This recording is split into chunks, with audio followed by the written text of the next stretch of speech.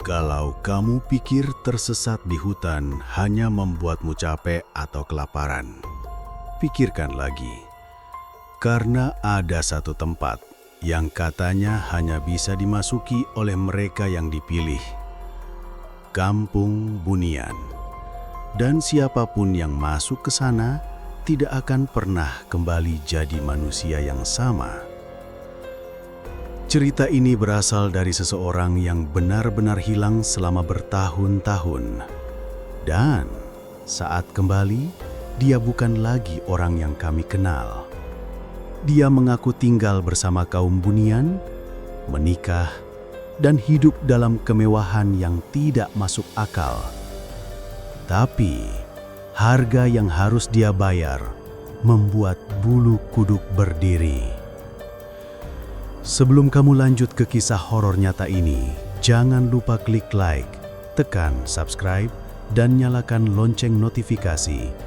Karena cerita seperti ini tidak akan kamu temukan di tempat lain. Siap masuk ke dunia gaib? Mari kita mulai. Bab 1. Pintu yang tak kasat mata. Hutan Kalimantan selalu menarik bagi mereka yang menyukai tantangan, misteri, atau sekadar ingin menyatu dengan alam. Namaku Raffi. Aku seorang pendaki sekaligus pemburu tanaman langka. Tapi tidak pernah terlintas dalam pikiranku bahwa perjalananku kali ini akan membawaku ke tempat yang tidak pernah bisa dijelaskan oleh logika. Sebuah kampung yang tak terlihat oleh mata manusia biasa. Hari itu aku masuk ke kawasan hutan bersama dua teman, Aldi dan Raka. Kami menyusuri jalur lama yang sudah lama tak digunakan. Tujuan kami adalah mencari anggrek hitam yang konon hanya tumbuh di lembah tersembunyi. Tapi semakin jauh kami berjalan, udara menjadi lebih sunyi. Tidak ada suara burung, bahkan desiran angin seperti teredam. Raka sempat berkomentar, "Kita udah masuk tempat orang nih. Rasanya aneh banget." Kami menemukan sebuah celah di antara dua pohon besar seolah menjadi gerbang alami. Anehnya, tanah di sekitarnya tampak berbeda, lebih bersih seolah-olah seseorang menyapunya setiap hari. Dan yang paling aneh, aroma wangi bunga melati tiba-tiba muncul, meskipun tidak ada bunga di sekitar. Penasaran membuatku melangkah lebih dulu melewati celah itu. Dan disitulah semuanya berubah. Begitu aku melangkah masuk, cahaya di sekitarku berubah. Hutan yang tadinya suram dan lembab tiba-tiba terasa hangat. Warna dedaunan lebih hijau. Burung-burung yang belum pernah kulihat berterbangan di atas kepala. Tapi saat aku menoleh ke belakang, Aldi dan Raka sudah tidak ada. Suara mereka pun menghilang seperti ditelan tanah. Aku berteriak, namun hanya Gema yang menjawab. Aku mencoba mundur, tapi celah dua pohon tadi sudah tidak ada. Yang tersisa hanya dinding akar dan pohon menjulang yang padat. Tidak ada jalan keluar. Saat itulah aku sadar, aku sudah masuk ke suatu tempat yang tidak seharusnya. Tempat ini seperti dunia lain. Semuanya terlalu perfect untuk disebut hutan biasa. Tak lama, aku melihat seorang gadis berdiri di tepi sungai kecil. Rambutnya panjang tergerai, mengenakan pakaian tradisional yang berkilau halus seperti disulam cahaya. Dia tersenyum kepadaku, tapi senyumnya terasa tidak biasa. Ada keheningan gaib dalam tatapannya. Aku terpaku, suaraku tercekat. Dia mendekat tanpa suara dan berkata dalam bahasa yang aneh, tapi entah bagaimana aku mengerti. "Selamat datang, sudah lama kami menunggumu." Aku terdiam. Siapa dia? Mengapa seolah mengenalku? Sebelum aku sempat bertanya, sekelompok pria tua berjubah putih muncul dari balik pepohonan. Mereka melingkari kami, menunduk hormat ke arah gadis itu. Salah satu dari mereka berkata pelan, "Putri sudah memilih, yang ini tak akan kembali." Aku mundur, mencoba kabur, tapi setiap arah yang kutuju Hutan berubah seperti labirin. Akar pohon menjulur menghalangi. Udara menjadi berat. Dunia ini menutup dirinya dariku, seolah aku telah diserap oleh dimensi lain. Aku jatuh duduk, nafasku sesak. Aku benar-benar terperangkap. Langit mulai gelap meski masih siang. Angin berhembus kencang, membawa bisikan-bisikan aneh. Gadis itu kini berdiri tepat di hadapanku, menyentuh bahuku dan berkata lembut, "Jangan takut, disinilah rumahmu sekarang." Dan di saat itu juga, aku tahu aku telah melangkah melewati pintu yang tak kasat mata ke dalam dunia yang bukan milik manusia. Dunia yang mungkin tidak akan pernah membiarkan aku kembali. Bab 2. Pesta di balik hutan.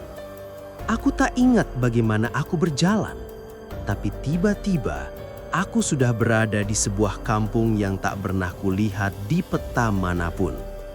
Rumah-rumah kayu berarsitektur klasik berdiri rapi mengelilingi pelataran luas. Dinding-dindingnya dihiasi ukiran aneh yang bergerak halus, seperti bernafas. Cahaya remang-remang dari lentera berisi cahaya kuning melayang di udara, menyorot wajah-wajah penduduk kampung itu. Semuanya tampak manusiawi, tapi terlalu sempurna. Langkahku terasa ringan seperti dibimbing oleh sesuatu. Gadis yang memanggilku sebelumnya kini berjalan di sampingku. Ia memperkenalkan dirinya sebagai Rinjani. Suaranya lembut dan dalam, seolah berasal dari dalam dadaku sendiri. Ini kampung kami. Malam ini adalah malam pemilihan. Penduduk kampung menyambutku dengan sorakan pelan yang aneh. Bukan tepuk tangan, tapi suara seperti desir angin yang membentuk pola. Mereka seakan tahu siapa aku. Rinjani membawaku ke pelataran tengah yang luas, di mana sebuah panggung kayu besar berdiri. Di atasnya, sosok berjubah emas duduk di kursi besar berukir, mengenakan mahkota dari tanduk rusa. Ia disebut Tuan Agung. Tatapannya tajam, namun tak memusuhi. Rinjani memberi aba-aba halus dan aku dipersilahkan duduk di hadapan Tuan Agung itu. Ia mengamatiku, lalu mengangguk. "Darahmu bersih, niatmu murni, maka kau diterima." Kata-katanya disambut alunan musik ganjil yang berasal dari alat-alat seperti suling, tapi terbuat dari tulang dan batu. Musiknya langsung menyusup ke dalam tulang punggungku. Tiba-tiba, suasana berubah menjadi pesta. Lampu-lampu dari cahaya hidup melayang di atas kepala kami. Penduduk mulai menari dan hidangan aneh mulai dibagikan. Makanan mereka tampak lezat, tapi saat aku menyentuhnya, aromanya membuat kepalaku pening. Rinjani menepuk tanganku. "Belum, kau belum siap menyantapnya. Belum malam ketiga." Aku melihat wajah-wajah yang menari. Mereka bahagia, tapi matanya kosong. Seakan mereka menari karena diperintah, bukan karena sukacita. Sebagian dari mereka bahkan berjalan tanpa menyentuh tanah. Aku melihat seorang anak kecil berlari melingkar dengan senyuman beku. Matanya menatapku tajam, lalu berbisik tanpa suara, "Pulanglah sebelum malam keempat." Tapi kemana aku bisa pulang? Aku mencoba berbicara dengan salah satu penduduk yang berdiri diam di sudut. Ia hanya menatapku sambil terus menggenggam bunga yang tak layu meski diremas. Ketika aku bertanya siapa dia, ia hanya menjawab, "Aku juga dulu seperti kamu." Pesta itu berlangsung sangat lama, tak ada malam, tak ada siang. Waktu terasa beku. Tubuhku lelah tapi tak bisa tidur. Tubuhku ringan tapi hatiku berat. Rinjani selalu di dekatku, namun rasanya dia menyimpan sesuatu. Ketika aku bertanya, "Siapa aku di sini sebenarnya?" Ia hanya menjawab, "Kau yang kami tunggu, tapi belum saatnya kau tahu kenapa." Beberapa kali aku mencoba menjauh dari kampung itu, tapi hutan di luar selalu berubah. jalur kembali selalu berakhir di titik yang sama, pelataran tengah. Aku menangis dalam hati. Aku tahu aku belum mati, tapi dunia ini bukan dunia hidup juga. Ini seperti jembatan, dan aku mungkin satu dari mereka yang sedang dijebak untuk tak kembali. Pada malam ketiga, penduduk mulai berbisik-bisik tentang pengikatan. Aku mendengar kata itu dari seorang pria tua tanpa mata yang duduk di dekat sungai. Ia bergumam, "Kalau kau makan dan tidur di sini selama 3 malam, maka tubuhmu tak bisa kembali. Jiwa akan menetap. Tubuhmu di duniamu akan jadi kosong." Aku panik. Aku belum makan, tapi malam ketiga hampir tiba. Aku meminta Rinjani membawaku ke pohon besar yang pertama kali kulalui, tapi dia menggeleng. Sudah tak ada pintu. Dunia kami menutup saat pesta dimulai. Aku terduduk putus asa. Di sekelilingku, pesta masih berlangsung, tapi semuanya terasa seperti mimpi buruk yang dibungkus keindahan. Aku sadar, ini bukan pesta penyambutan, ini adalah ritual penyerapan. Mereka menjebakku dengan keramahan, keindahan, dan rasa penasaran. Dan di malam ketiga itu, saat langit berubah ungu gelap, Tuan Agung berdiri dan memanggil namaku. "Majulah," katanya, "waktumu telah tiba." Jantungku berdegup cepat. Apa maksudnya? Apakah aku akan dijadikan tumbal? Atau pengantin? Saat aku melangkah ke tengah lingkaran api yang menyala sendiri, aku melihat sesuatu yang tak akan pernah kulupakan. Bayangan diriku sendiri duduk di pelataran rumah ibuku, tak bergerak, seperti tubuh yang kehilangan jiwa. Dan aku tahu mereka mulai menarikku dari dunia yang seharusnya. Bab 3. Tubuhku sudah bukan milikku. Aku berdiri di lingkaran api yang membara tanpa membakar. Rasanya seperti cahaya menyusup ke dalam kulitku, bukan panas. Di sekelilingku, para penghuni kampung itu berdiri diam. Wajah mereka tak lagi ramah, melainkan kosong, seperti topeng yang melepas senyum palsunya. Tuan Agung melangkah turun dari singgasananya, membawa tongkat berujung tengkorak kecil. Di belakangnya, Rinjani menunduk dalam, tak berani menatapku. Suara-suara aneh mulai terdengar, bukan dari mulut manusia, tapi dari dalam kepala. Seolah-olah pikiran orang-orang di sekitarku menyatu dalam sebuah doa atau mantra. Bahasa yang tak pernah kupelajari, tapi entah kenapa aku mengerti. Kata-katanya seperti mengiris pikiranku. Tarik jiwa, kunci tubuh, ikat nama. Aku menjerit dalam hati, apa yang sedang mereka lakukan padaku? Tuan Agung mengangkat tongkatnya dan menekan ujungnya ke dadaku. Seketika, tubuhku kaku, napasku terhenti. Tapi aku masih sadar, aku masih bisa melihat. Di mataku, cahaya kamping itu berubah. Tak lagi hangat, tapi biru dingin, seolah waktu berhenti berputar. Dunia ini menunjukkan wajah aslinya. Dari balik rumah-rumah kayu, muncul sosok-sosok lain. Tak seindah yang pertama. Mereka seperti bayangan yang terlalu lama bersembunyi di bawah cahaya. Matanya cekung, wajahnya retak, tapi mereka bergerak seperti mendekatiku. Mereka menjerit dalam diam, seolah minta tolong. Rinjani akhirnya bicara.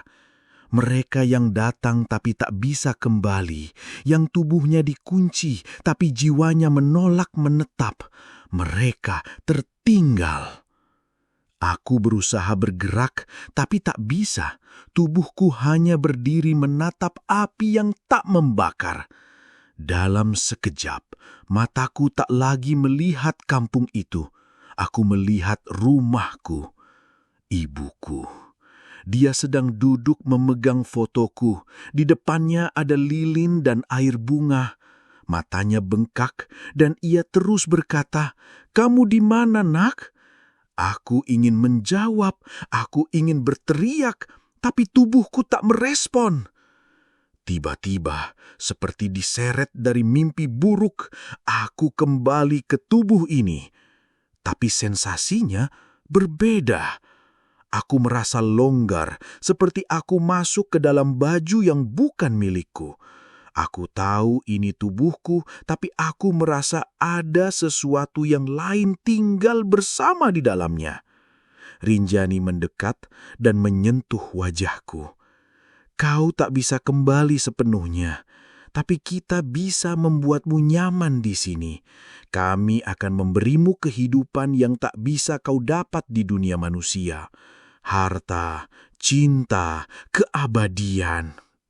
Aku mundur satu langkah. Kalian curi tubuhku. Tuan Agung menjawab, kami hanya mengganti tempat tinggalmu. Dunia kalian menolak kami, tapi kami membuka pintu bagi yang tersesat. Malam itu, aku dibawa ke sebuah rumah besar. Isinya penuh cermin, dan setiap cermin memantulkan versi diriku yang berbeda. Aku tua, aku anak-anak, aku menjadi makhluk yang bukan manusia. Salah satu cermin menunjukkan aku sedang duduk bersama keluargaku tertawa, tapi ada garis merah melingkari kepalaku dan bayangan di belakangku tersenyum menyeramkan. Aku ingin kabur, aku mencari jalan keluar, tapi tak ada. Semua arah kembali ke pelataran tengah, seakan kampung ini bergerak mengikuti langkahku. Saat aku berlari ke hutan, aku hanya berputar dan kembali ke titik semula. Hutan itu hidup, dia mengurungku seperti rahim. Hari-hari berikutnya, atau mungkin hanya hitungan jam, aku mulai mendengar suara-suara.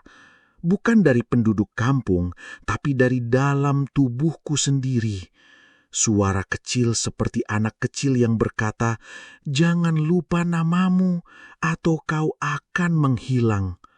Aku menulis namaku di tanah, di daun, di dinding, tapi setiap kali kutulis, huruf-huruf itu berubah menjadi simbol aneh, seolah kampung ini menolak identitasku. Satu malam, aku mencoba menggigit jariku dan menulis dengan darah. Hanya itu yang bertahan. Tapi saat aku bangun, tulisan itu sudah hilang. Aku menangis, tak tahu lagi bagaimana caranya kembali. Di kejauhan, aku kadang-kadang mendengar suara motor, klakson, bahkan azan, tapi setiap kali aku kejar, suara itu menghilang, seperti dunia nyata menertawakanku, menggodaku, lalu pergi lagi. Satu hal yang membuatku makin takut, aku mulai lupa wajah ibuku, lalu suara ayahku, lalu bau rumahku, seperti perlahan aku sedang dihapus, pelan, halus, sampai tak ada lagi yang tersisa. Dan Rinjani kini tak lagi lembut. Ia mulai mendekatiku seperti bayangan yang mengintai. Tatapannya memilikiku. Kalau kau menolak dunia ini, maka kampung ini akan mengunyahmu. Aku tahu satu hal, tubuhku bukan lagi milikku. Dan jiwaku mungkin tak akan bertahan lama. Bab 4. Kehilangan nama, kehilangan diri. Pagi di kampung itu selalu tenang. Terlalu tenang, seperti dunia yang lupa bergerak. Burung-burung tak berkicau. Angin tak pernah membuat daun bergoyang. Waktu seperti berhenti tepat saat aku masuk. Bahkan rambutku tak pernah tumbuh lebih panjang, seolah tubuhku membeku di satu titik usia.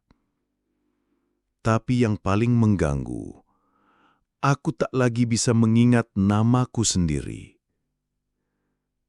Semula aku masih bisa menggumamkan namaku di kepala.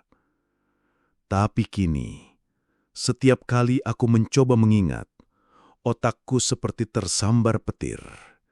Rasa nyeri menyengat di belakang kepala, dan suaraku tercekat. Rinjani memperhatikanku dari kejauhan, dan ketika aku bertanya, "Siapa aku?" Dia hanya menjawab, "Kau adalah milik kampung ini sekarang." Aku berusaha menulis namaku di tanah, tapi jari-jariku gemetar. Setiap huruf terasa salah. Aku melihat ke cermin dan bertanya, "Siapa kamu?" Dan pantulannya hanya menyeringai. Suatu malam, aku memaksa diri untuk mengingat wajah ibuku. Tapi hanya muncul wajah Rinjani. Pelan-pelan, ia mengisi semua celah ingatanku. Di tempat ini, ketika kau kehilangan nama, kau kehilangan batas antara dirimu dan mereka. Dan para bunian di kampung ini mulai masuk ke dalam celah-celah itu. Aku mulai melihat penglihatan aneh, seperti kenangan yang bukan milikku. Menikah di bawah pohon beringin, membunuh rusa dengan tombak kayu, menangis di tepi sungai sambil memeluk anak kecil yang wajahnya kabur. Ketika aku bertanya kepada Tuan Agung, dia menjawab dengan datar, "Itu adalah ingatan yang tertinggal. Para penolak seperti kau akan hidup dengan sisa-sisa kenangan semua yang pernah tersesat." Aku ingin muntah. Aku tak ingin jadi penampung jiwa orang lain. Tapi tubuhku mulai tak bisa membedakan mana milikku dan mana bukan. Rinjani mendekatiku suatu malam. Ia berkata pelan, "Kalau kau tak bisa kembali, terimalah. Kampung ini akan memberimu tempat. Tak ada kematian di sini. Tak ada sakit." Tapi aku menatapnya dengan penuh benci. "Tidak ada hidup juga, Rinjani. Kalian ini hampa." Mendengar itu, wajah Rinjani berubah, dari lembut menjadi tajam. "Kalau begitu, biar kampung ini memakanmu sepenuhnya." Dan malam itu, mimpi burukku mulai. Aku terbangun dalam rumah kayu gelap, diikat dengan tali dari akar hidup. Di sekelilingku, para bekas manusia yang matanya hitam sepenuhnya mengelilingiku. Mereka berbicara tanpa suara, dan satu persatu mereka menekan tangannya ke tubuhku. Aku bisa merasakan sesuatu masuk ke dalam. Kenangan, jiwa, fragmen-fragmen makhluk lain. Aku menjerit, tapi tidak bisa melawan. Tubuhku berdenyut, tanganku berubah warna, rambutku perlahan memutih, dan yang paling menyeramkan, aku mulai tersenyum tanpa bisa menghentikannya. Hari-hari setelahnya, aku berjalan di kampung itu seperti orang lain, tersenyum ke setiap tetangga, menunduk sopan pada Tuan Agung. Tapi di dalam, aku masih berteriak. Jiwa asliku terperangkap dalam tubuh yang kini dikendalikan oleh sesuatu. Namun harapan datang dalam wujud seorang anak kecil. Ia menyentuh tanganku iam-diam dan berbisik, "Kalau kau ingin kembali, kau harus ingat namamu, tapi bukan dengan mulutmu, dengan hatimu." Lalu ia menghilang di balik kabut. Aku mengurung diri di rumah dan mulai menulis semua kenangan masa kecilku. rasa mie instan saat hujan, bau seragam sekolah, suara ayah saat memanggil, tangis ibu saat aku sakit. Aku menangis saat menulisnya. Tulisanku bergetar, tapi satu kata muncul, namaku sendiri. Dan saat itu, api dalam diriku menyala kembali. Namun, aku tak bisa lama menyimpannya, karena Tuan Agung sudah tahu. Dia muncul di malam hari, mengedor pintu rumahku bersama para penjaga. Rinjani pun hadir. Dia sudah menemukan namanya, katanya dengan suara datar. Jika kita tak menghapusnya sekarang, dia akan bisa melarikan diri. Aku berlari, tapi kampung ini kembali menjadi labirin. Langit berputar, rumah-rumah berbalik arah, jalan menjadi tembok. Tapi kali ini, aku tak melawan dengan kaki. Aku melawan dengan nama. Aku berteriak, mengulang namaku berkali-kali seperti mantra. Dan sesuatu dalam kampung itu retak. Akar-akar yang biasanya hidup menjadi layu. Kabut berputar. Rumah-rumah mulai retak. Penduduk mulai berubah bentuk. Rinjani menjerit, "Hentikan! Kau akan menghancurkan segalanya." Aku menatapnya dan berkata, "Aku bukan milik kalian." Dan langit pun terbuka. Bab 5. Pintu kembali itu bukan untuk semua orang. Langit kampung itu merekah seperti kertas robek. Celah terbuka di atas kepalaku, memperlihatkan langit malam dunia nyata yang bersih dan berbintang. Angin lain mulai masuk, angin yang membawa bau tanah basah, bukan kabut. Untuk pertama kalinya, aku merasa tubuhku ringan.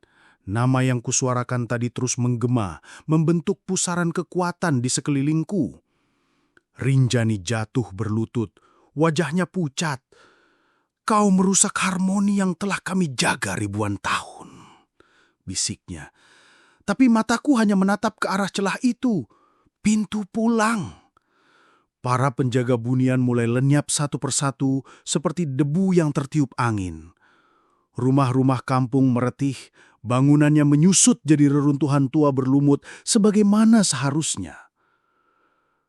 Tapi kampung ini tidak membiarkanku pergi begitu saja.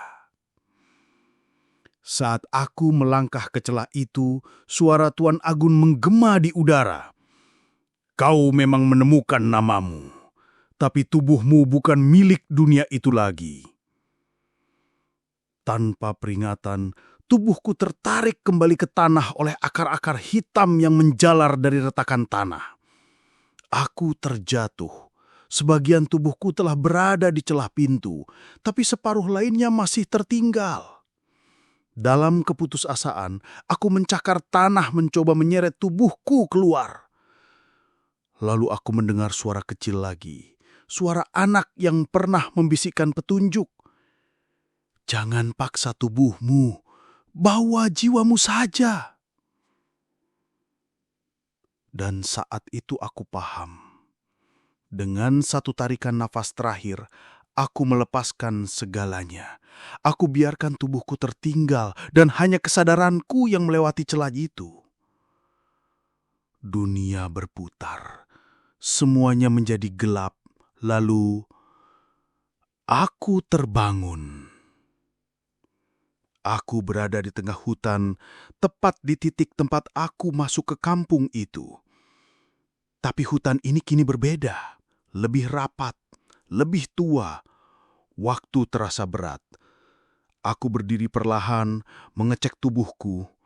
Aku merasa aneh, ringan, tapi dingin. Lalu aku berjalan ke arah desa. Tapi begitu aku sampai, semuanya sunyi. Rumah-rumah berubah. Bentuknya sudah modern. Orang-orang di jalan tak mengenaliku. Aku mendatangi rumahku sendiri, tapi dihuni keluarga lain. Bahkan kuburan berdiri di halaman belakang. Dan di batu nisan itu ada namaku. Aku membaca tanggalnya. Aku sudah mati 13 tahun lalu. Darahku membeku.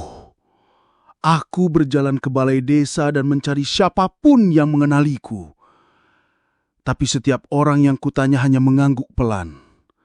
Oh iya, itu anak muda yang hilang di hutan dulu. Konon jasadnya nggak pernah ditemukan. Aku menjerit, tapi tak ada yang menoleh. Aku menyentuh kaca jendela dan melihat pantulanku. Aku masih aku, tapi bayangan di kaca itu tak utuh. Seperti kabut.